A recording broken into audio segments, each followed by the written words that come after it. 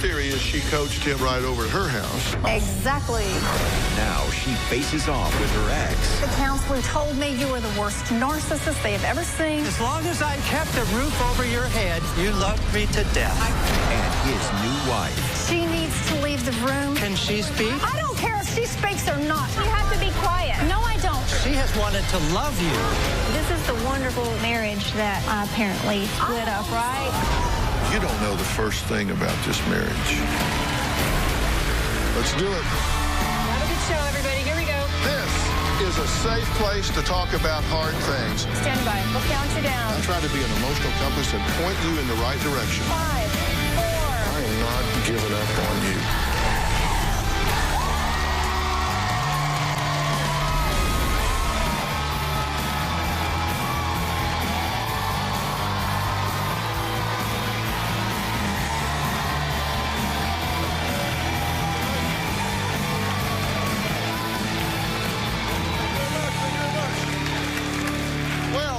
Says she was happily married to Pete, a former priest and current licensed counselor for 17 years, until he met a massage therapist and life coach named Lori while on a couples retreat. His wife wasn't on the retreat, by the way. Pamela hired a private investigator and uncovered an affair with Lori, who Pamela now calls a homewrecker. Well, and a lot worse. Pamela says Pete then dropped another bomb when he announced by phone he wanted a divorce. But Pamela says Pete did not just leave her, he also abandoned their teenage sons, Joseph and Pete Jr., because she says he loved Lori more than them. Now Pamela and her 18-year-old son, Joseph, are pointing the finger at Pete and Lori, who they blame for the death of 15-year-old Pete Jr., who died by suicide only 6 months ago. Joseph even left a rage-filled voice message for his father, whom he now calls Satan. I'll let you hear it. Hey, piece of this is your son. Remember the one that you didn't kill? You piece of worthless nobody. You're going to die lonely. I will never see you again in my fight. I hope Satan sticks a pitchfork right there. You worthless nobody. Kill yourself. Not the kind of message a father wants to get from his son. Pamela says that was just Joseph expressing his anger and hate towards his father, whom Pamela says alienated himself from his son's lives by berating her and promoting his love and adoration for Lori, who is now his wife. My ex-husband is a sex addict, a liar, a cheater. He would go to strip clubs. He cheated on me with hookers. I was absolutely devastated. I had to get tested for STDs. Thank goodness tests came back negative. Then Pete had an affair with a life coach, massage therapist, and he announces out of the blue that he wants a divorce. He told me, I'm not in love with you. I never have been. I'm not willing to try. I'm leaving. Pete left not only me, he left our 2 sons. I felt like an atom bomb had been dropped on me, as if the world just stopped. I hired a private investigator to do some background work. He followed Pete and Lori to a marina several times and to Lori's home. The investigator got pictures of Pete and Lori hugging and kissing each other. I felt dead when I saw the pictures of Pete and Lori kissing. Finally, it was visual. It was there. There was no mistaking it. She's a narcissistic ego feeder, and someday she's going to learn that her middle name is retirement package. I do not want anything to do with Pete or Lori. Looking back on our whole life, Pete thought only with his penis and his wallet. Okay, now you're married for 17 years. Yes. He was a priest before. He was a priest before I met him, yes. Okay, but he exited the priesthood. There's a proper way to do that, an improper way to do it. He went through the process to... He went through the process. To extricate himself from that with their blessing, correct? Yes. So I'm trying to understand how this came about. You say that Pete lied about wanting to leave you before he met Lori in 2011? Because he says that he wanted to get out of this marriage before he ever met her. Those are all lies. That's what I'm saying. You say that's a lie. Those are all lies. Okay. When it talks about we live separate, no, not at all. We were still man and wife. He was still in my bed. You two were still intimate? Yes. And as far as you knew, you were still a couple. You were still husband and wife, still having sex, still intimate. We had our moments, as all married couples do, as all families do, and anytime I questioned, well, maybe we could go talk to a counselor, because he had been to strip bars, he had picked up hooker, he would tell me, you can't go to your doctor, you can't go to our priest, I can't go to any counselor in driving distance, because they're all referral sources. I lived under a gag order because he would tell me I would be risking the roof over my own children's heads. He had already confessed to you that he had been involved with strippers and hookers? He would occasionally confess, you know, he messed up, please forgive me, I love you, I was under a lot of stress. My pregnancies were very difficult. I would do my best to meet Pete's needs, and I would spend the rest of the night on the couch because I would be too disturbing for him to rest because I was restless. What do you mean he would occasionally confess that? How does that come up occasionally? Oh, by the way, something would be bothering him, but the time that it really came up was I got a bad yeast infection that would not go away. And I went to the doctor. Doctor said, okay, we'll run some tests. And the doctor's nurse, kidding, I don't need to run a bunch of STD tests, do I? And I jokingly said, not unless there's something I need to kill my husband for that I don't know about. I went home. Pete came home from work late that night. I told him what had happened. A few hours later, he broke down and said, you need to get the doctor to run those tests. And how sorry he was. He'd never done it before, wouldn't do it again. You said he got stopped by the police. On my 50th birthday, I had broken my wrist, so I was in a cast from here to here. He came in about 3 o'clock this morning and crawled into my bed, and he was very restless. And I asked, what's wrong? And he said, I got a ticket. And I said, oh God, not another speeding ticket. We can't afford that. And he said, no, it wasn't a traffic violation, it was for littering. He said he was sitting at a stoplight and a police car pulled up beside him, looked in past him at the woman in the seat behind him. He got nervous. He flipped the cigarette out the window in front of the police car. When the light changed, that gave the police the opportunity to pull him over, blue light flashing, into a parking lot. He told me he had done nothing with the woman, really didn't intend to. He messed up again. He gave her some money so she'd shut up and get out. She just wanted to get away. When they got out of the vehicle, the police said, sir, do you know you have a well-known prostitute in the front seat with you? And he said, I just saw a woman walk in at night. It wasn't safe. I was just going to give her a ride. The police didn't buy that. And then he started in with the master manipulator. Honey, they were so mean to me. They were so hard on me, telling me that everything was, it was just so wrong, and they were just really eating into me. He started saying, I was experiencing feelings for someone, but it's a mistake, and I'm not going there. It's so wrong. I mean, you're the love of my life, and it's not going to happen. And then he started spilling his guts about leaving Joseph in hotel rooms on hockey trips so he could go pick up prostitutes and go to strip bars. Our son was 9, 10, 11 years old. Is the short version of this, he picked up a hooker and the cops stopped him? Yeah. And I got it expunged trying to protect our family business. So he gets caught with a hooker, you cover his ass. Yes. And then he goes off and calls you back and says, oh, by the way. Yes. I don't love you, never have. Yes. And he does this at a couples retreat that he went to by himself. I always thought couples retreat meant you came as a couple, not to go form a couple. I had to take care of our children. I had to keep the business going. Well, how does a guy go to a couples retreat without his other half? I asked, can we not go together? Can we not come up with someone to help take care of the children? He said, no, he would go because he could probably get part of it paid for because he could contribute to some activity at the retreat and therefore get his price reduced. So I wasn't invited. Okay, so he comes in and says, there's this great couples retreat I'm going to without you so I can get a discount. Yes. So if I go without you, I don't have to pay for you. So I'll just find another half there. That wasn't in the game plan. Well, that's how it worked out, That's though. how it So he worked goes out. there, and while he's there, he gets a massage. A paid massage. From her. Yes.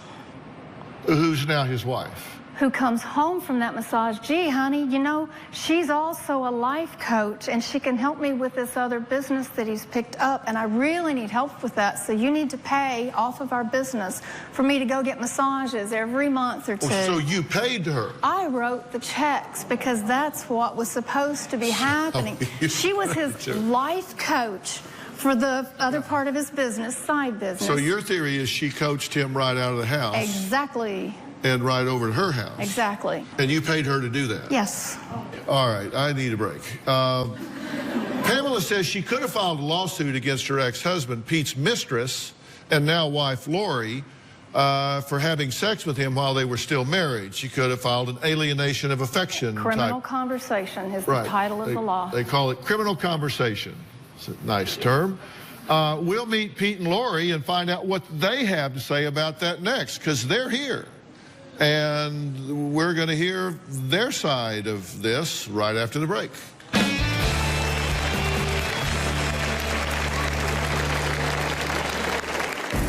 Pamela has become a pitiful victim. There's no fury like a scorned wife. With Lori, I have a teammate, I have a partner who I don't feel is just sucking the life out of me. And later, do you believe that she would want your son to be dead? Yes. You sorry son of a bitch! Tuesday on an all-new Dr. Phil.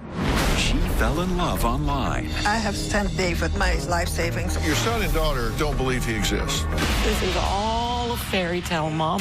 We think this man's identity has been stolen. Producers went from New Jersey Does this look at all familiar? to Nigeria to find him. He may be real, but this check's phony. And the passport is fake. His eyebrows are drawn on. That's Tuesday. Lori destroyed our family. We were fine until Pete started seeing her as his life coach and massage therapist. One time, I grabbed my cell phone and dialed his, and I picked it up. Hit the call list.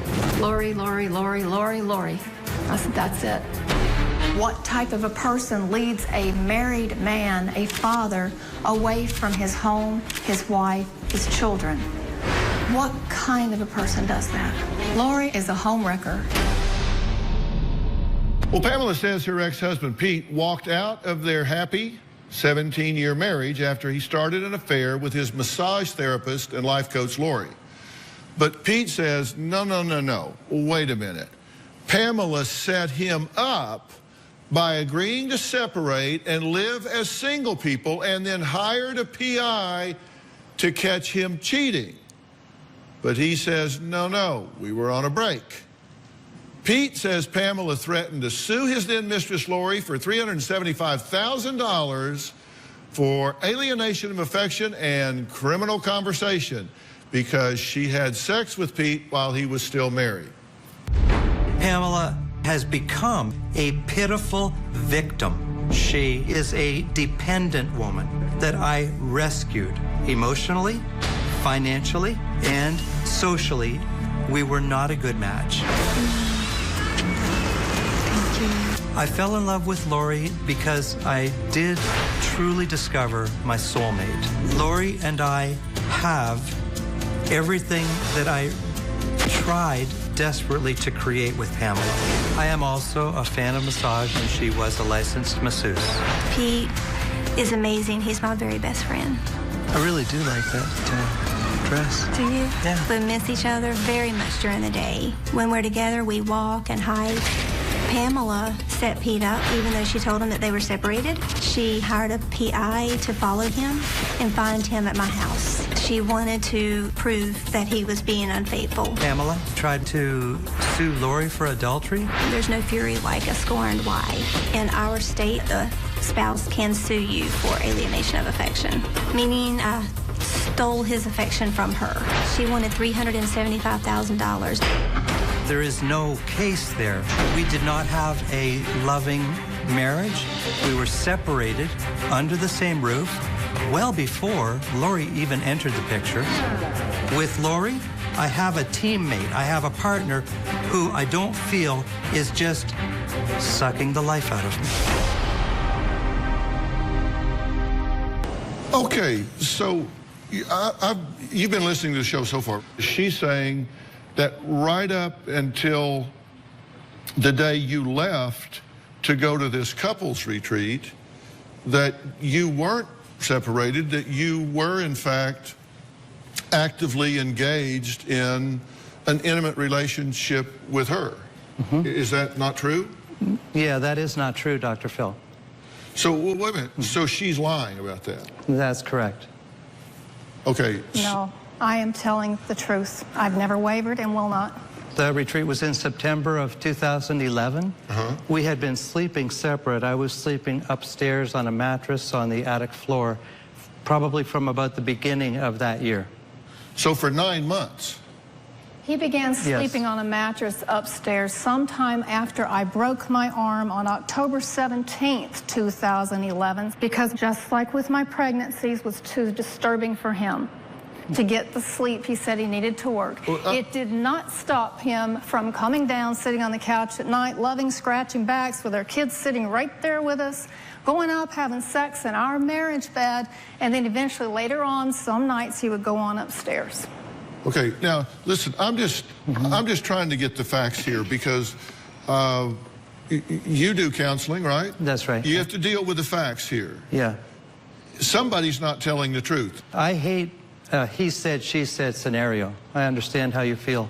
I was sleeping upstairs. I'm not saying that we never, ever had intimate relationships. What I'm saying is that it was very dissatisfying, very unhappy, and it didn't happen the way that Pamela is saying it. But you did come downstairs and have intimate relations with her. On rare occasions. Okay, was one of those rare occasions right before you went on this couples retreat without your wife? No, I don't believe so. Yes, it was, and after he came back repeatedly. Did you have relations with her after you came back from the couples retreat you went to without your wife? Well, first of all, it was not a couples retreat. It was an individual retreat that I went on seeking discernment for my life. And I came away from there with the conviction that my marriage was not viable. It would have been nice if my husband had shared that information with me. Yeah. I did. I did. You've got a very selective memory. A narcissist alters reality to fit what they need, and you have been diagnosed by the counselors you took me to. They told me you were the worst narcissist they have ever seen, and when I came home and said that, you said they used the N word. They were out to get you, and I was not to go back to either one of those counselors. I've never been diagnosed with narcissism. I have ran a successful practice of counseling for 20 years. I have many client testimonies to testify that I am an honest, good-hearted man. I didn't lie. As long as I paid and kept a roof over your head and 3 squares on the table, you loved me to death. This is the wonderful marriage. I have only seen you one time. Because you refused. I've lived under your gag order our entire marriage. No more. Truth and love are going to win out here. Thank God it will. And you're coming out on the short end of the stick, sweetie. No, sir. And later, I have to tell you, that's the most stunning answer I think I've heard in as long as I can remember. Wednesday on Dr. Phil. I feel him kick. I can feel his little feet. My daughter thinks she's pregnant, and she's not. She actually thinks her baby's Jesus. I am pregnant. And it is Jesus. You believe this baby's the Son of God? Yes. The ultrasound was performed on Haley. You say, I'm giving birth. You don't believe that. You are not a lie detector test, and you need to shut it. All this November. I use heroin every couple hours. I would rather feed my drug habit than my unborn child. She's my sister. How could you do this to a baby? It gets worse. Right now, she is really high. Stop the tape. You're either going to watch this and get in the game or you're out. I never had guilt or second thoughts after my first time with Amanda. She was about 12 years old. Part of me knew that this was not the way that fathers love their daughters. Your mother videotapes this. Yes. How could you? Watch him do those things to me to participate, even. He groomed you. So did you. Let her talk. Amanda, you haven't seen your father since you were 13 years old. You feel like you've done nothing wrong. 20 years ago, if these kinds of things were joked about. Are you kidding me? Molesting your daughter was wink, yuck, yuck in 96? That is complete and utter bull. Plus, he has hit rock bottom again. Survivor Todd returns. Are you trying to drink yourself to death? I'm still living it, but I don't want to.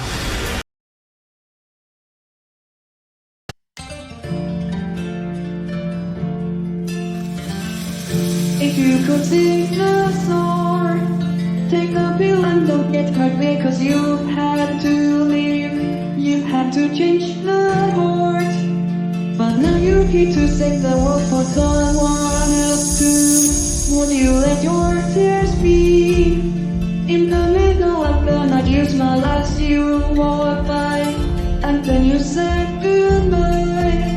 What's it gonna take to make your cry? Please forgive me.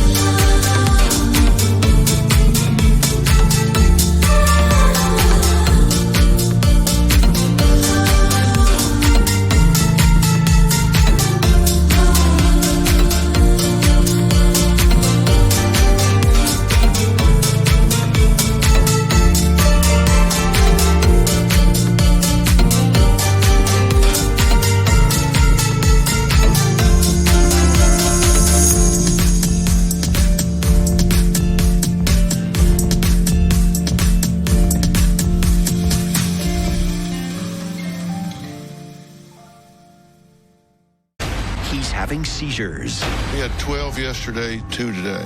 And 1 strikes during the show. All this November.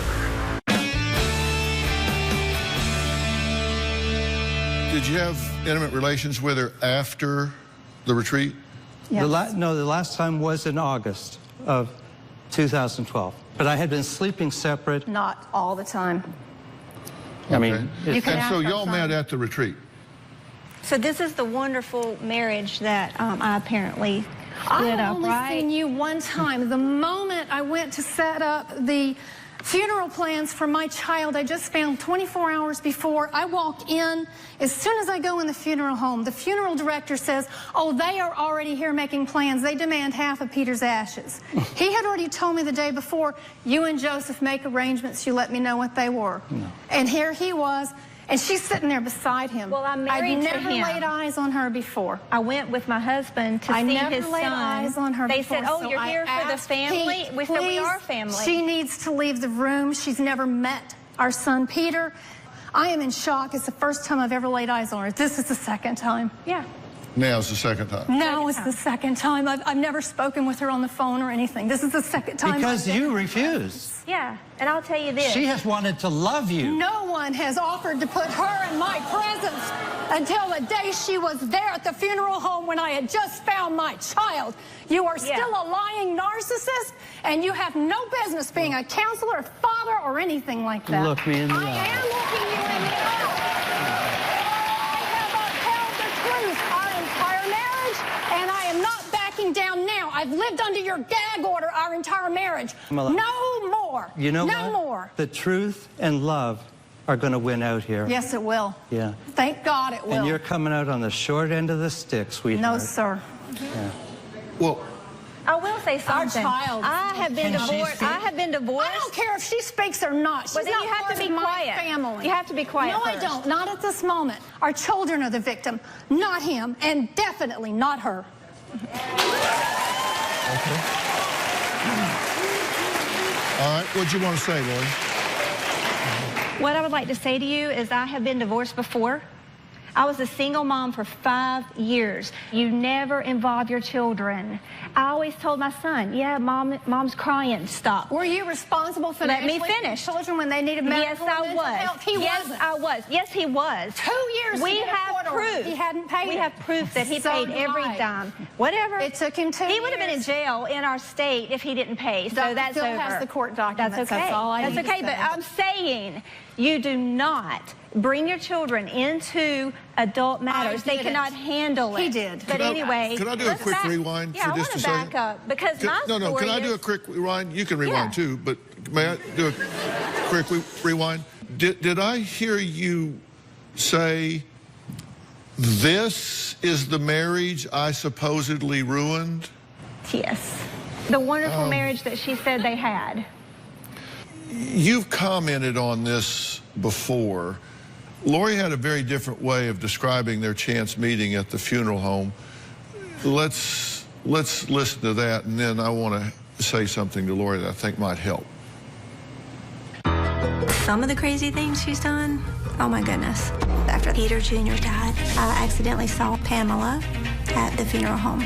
And when she saw me, you would have thought that I had just melted the witch. I mean, she melted on the floor and started screaming to the top of her lungs and went ballistic. Oh my God, I can't see her, not now. Get her out of my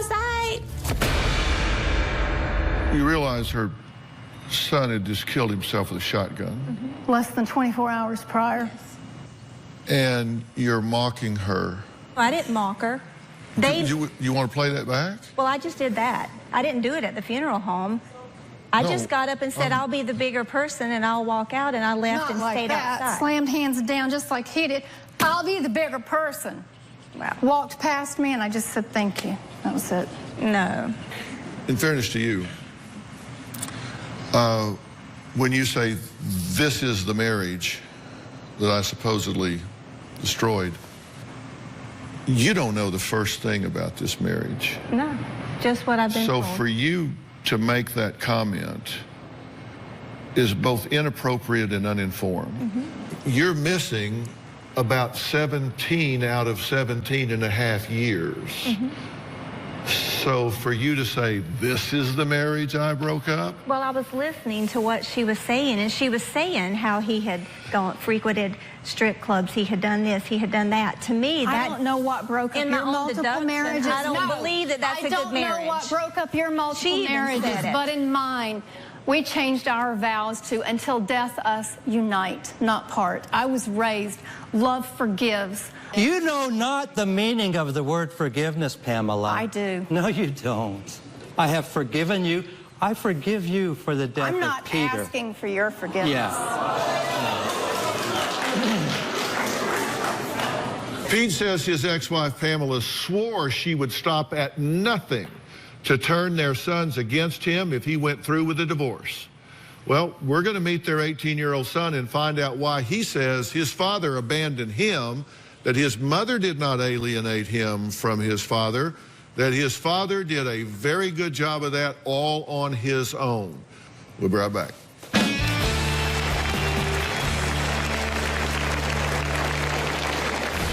I think my dad is Satan. Hell yes, I'm angry and disappointed with my dad. I hold him responsible for my brother's death. I think Lori's the homewrecker and she's a whore. And later... I have my own opinion. No, you don't. You are her surrogate spouse. I have my own opinion. He is a surrogate spouse to this woman.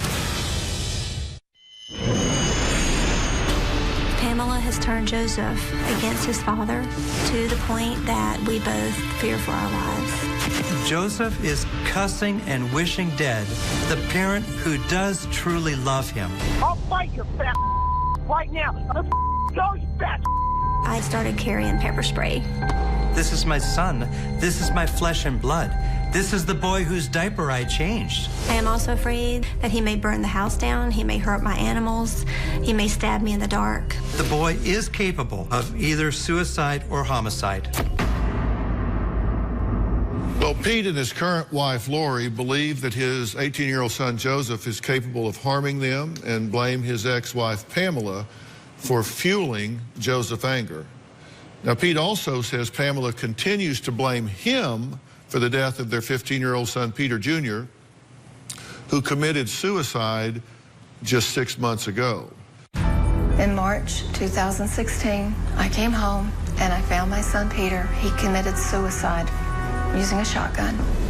When I told Joseph what had happened, he just exploded in this gut-wrenching sound. He immediately said, "Dad's done this." Peter got the loaded shotgun from availability under her roof.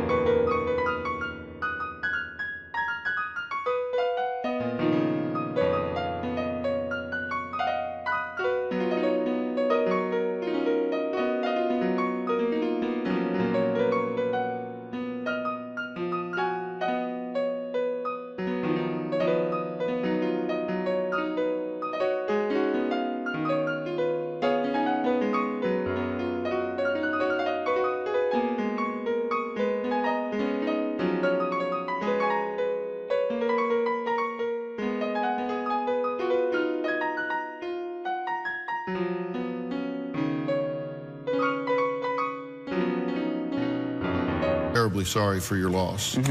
What did you want to say?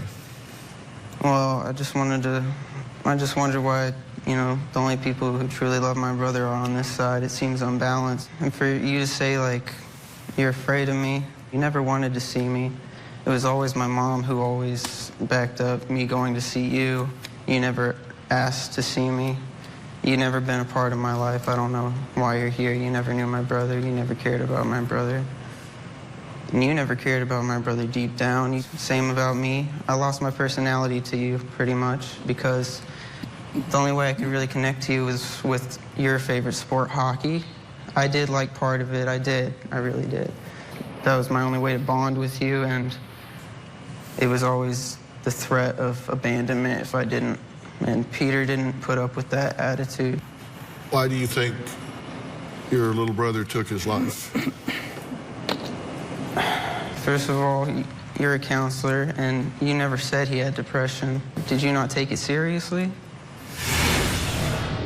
I had just left the funeral home where I held Peter's dead body, whom I did not see for 1 year before he took his life. Because you put her before him.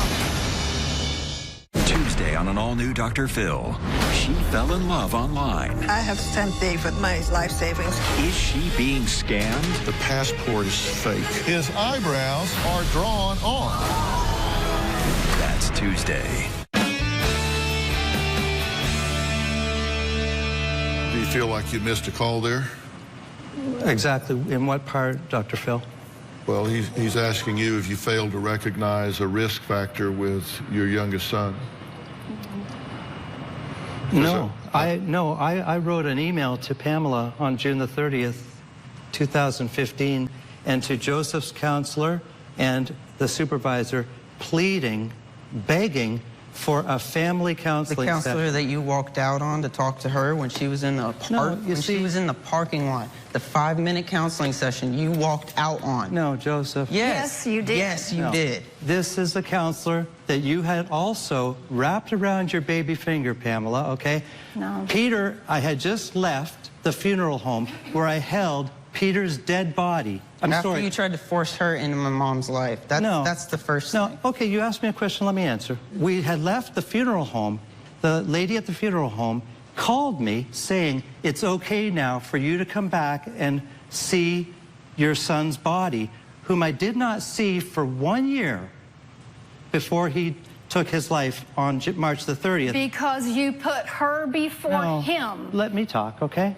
So I said to your counselor, I said, I'm waiting for a call from the funeral home to tell me when I can go back. It wasn't her on the phone at all. But you assumed it was, Joseph. You met for 2 minutes and you walked out on me. No. I said to the counselor, this is the funeral home. I'm going to tell them that I want to come back and see my son. And I said, excuse me, please. And I was gone like 10, 15 seconds. I was supposed to have a time with you at that session to talk to your counselor. We all went together. Pamela went in and spent 50 minutes with your counselor and allowed me the last 10 minutes. That is an absolute lie. No, I went in less than 5 minutes. And that counselor escorted Joseph out to the car to me. You are a walking, living a narcissistic liar that has to rebuild your own truth because the truth itself does not live in you. You are a breathing lie, okay? That's my summation of you. That's fine. I don't care what your summation of me is. What I care about is our children. Yeah, but you know what? Your lies have caused this boy to turn against me. I have my own opinions. I have my own opinions. No, you don't. I do. You are her surrogate. I have my own opinions. My dear friends, he is a surrogate spouse to this woman who... They don't care what you think. Oh, yeah. Okay, hold on. Ask him who taught him to tie his shoes when he was in 5th grade. You mean the normal thing? Because this one wanted to keep him in Velcro, and he is still in Velcro. Because I had to buy their shoes at Goodwill, yard sales, and Walmart, where you got $300 floor shimes for yourself. Really? Yes. Oh, yeah. And who earned all the money, Pamela? And who ran your business for 15 years, helped you build it, and never got paid 1 cent from it? No, and who hired a woman It tells me it takes her 3 hours to file my insurance, while you because she's work not all doing the day rest of and all your night. business, No. including caretaking for your children and meeting your damn near sexually impossible needs at night. Oh. I have never, ever heard one answer the question the way you just answered it. That's the most stunning answer I think I've heard in as long as I can remember. Hey, Dr. Phil here. We're ready to start the show, but we're waiting on you. If you're going to be in the Los Angeles area and want to watch a live taping of the Dr. Phil Show, call 323-461-PHIL. That's 323-461-7445 or visit drphil.com. Tickets are free, and I hope to see you soon.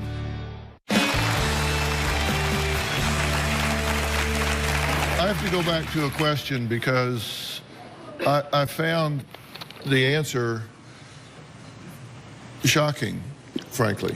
When I asked you if you felt like you had perhaps missed a risk factor, you said, no, no, no. I have to tell you, that's the most stunning answer I think I've heard in as long as I can remember. Because I did not fully understand your question, Dr. Well, I hope not. You said no, no, no, no, no, because I have an email that I wrote and I begged this one and this one and this one and this one and this one. For family counseling. In 2015. So you did Dr. Phil talk, Pamela. So you did understand the question, because I have to tell you, I've talked to a lot of parents that have lost children that have taken their own lives, and I have never, ever heard one answer the question the way you just answered it. I've never talked to a parent that didn't finish my answer. I've never talked to a parent who didn't immediately say, yes, I damn sure did miss something. I pray to God I could do that over 1,000,000 times over. Dr. Phil, I was forbidden to have contact with my son. No, I was unable to be with him. I'm not asking you about the sociogram of your life. I'm asking you about how you feel about whether or not you missed an active risk factor in your son's life. And I'm telling you, I was forbidden to have contact with him. So okay. How could I get that. Now answer my question. If I missed an active factor, no. I said in there, Peter is in grave danger. He is severely depressed. The last time I saw him alive was on April the 9th, 2015, on his birthday. I was very much aware of his depression, but my hands were tied. How do you feel about the risk factors with this young man? I think it's very serious. I think that she has a stranglehold on that poor boy. If he had been a supportive, at least financially, father until the court absolutely made him, I could have gotten them both the help they needed. Emma, neither boy went to the doctor other than once a year for a well check until I left. It was under your sole parenting, because you kept me out of it, that these poor boys had to go to the doctor in and out all the time. I'm already paying you. Listen, let me talk. Pull the court document. It says exactly what he paid. You trying to talk to this woman, Dr. Phil? I don't have any trouble at all. What is your goal here? My goal is to help this one. Well, let me tell you, it's you just keep talking louder and louder, and I can tell you it's rain that makes the flowers grow, not thunder. Fine. And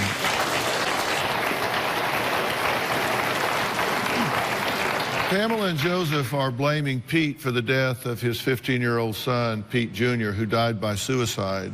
But Pete and Lori say, actually, it's Pamela's fault, and claim the Department of Social Services has indicated her as the person who was responsible. We're going to find out why. Here, we'll be right back.